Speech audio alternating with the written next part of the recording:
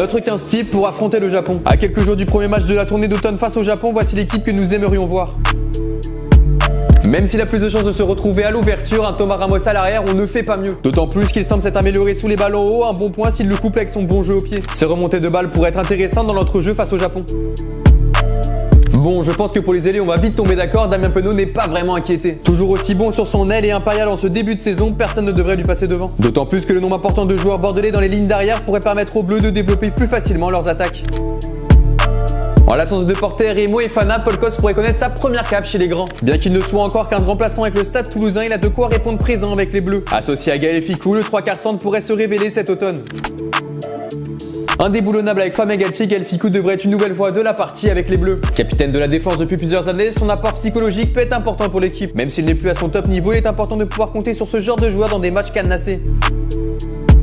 Un peu comme Penaud, il n'y a aucune surprise de voir LBB sur l'autre aile. Lui aussi très en vue cette saison avec son équipe en top 14, le Bordelais devrait encore dynamiser le jeu français. Aux côtés de Jalibert et de Penaud, il devrait pouvoir évoluer les yeux fermés.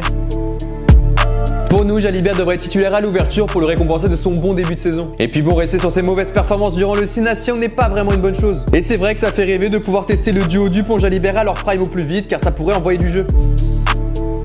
Et bon, s'il y a bien un poste qui revient à un joueur, c'est bien celui du demi-mêlée avec Antoine Dupont. Il prendra également le rôle de capitaine car il semble être le seul à pouvoir leader cette équipe. Très juste depuis le début de la saison, sa polyvalence pourrait être très utile pour le 15 de France. Même s'il ne réalise pas le meilleur début de saison de son histoire, Grégory Aldrit devrait aussi tenir son rang face au Japon. D'autant plus qu'aucun joueur français ne semble pouvoir l'inquiéter à ce poste. C'est un pari qu'on prend en titularisant l'originaire de Vic Fezensac. Car oui, Anthony Gelon revient de blessure et n'a joué que très peu de matchs avec Toulouse. Mais on a envie de voir ce que peut donner cette troisième ligne avec son compère toulousain. Le meilleur joueur français Destination 2024 devrait rempiler pour la tournée. Car oui, on sait que sans lui, le pack français est beaucoup moins performant. Aux côtés de ses compères habituels, François Cros semble lui aussi indéboulonnable. Le meilleur numéro 5 fera lui aussi partie de la composition face au Japon. Toujours aussi tranchant avec le Stade Toulousain, sa place n'est elle non plus pas inquiétée. Ses charges et ses plaquages secs devraient permettre à la France de ne pas céder en défense. Rien de mieux que de mettre deux joueurs qui se connaissent dans la cage. Alors on a décidé d'y mettre Flamand qui semble être le meilleur numéro 4 à l'heure actuelle. Assez rapide, il pourra compenser le poids assez conséquent des avants. En l'absence de Winnie Antonio, Georges-Henri Colombe devrait logiquement prendre la place de son coéquipier. Très peu utilisé en ce début de saison, ce match sera un test pour savoir s'il est encore en jambes. Attention malgré tout à la concurrence Tatafou qui toque à la porte et qu'on aimerait bien voir avec le maillot des Bleus très bientôt. Si on avait prévu de titulariser Marchand, on se rabat sur son coéquipier en club à cause de sa blessure. Même si on passe d'une Ferrari à une Lamborghini, les deux profils sont quand même différents. Rien de très grave pour le pack français qui devrait aussi performer avec Movaca.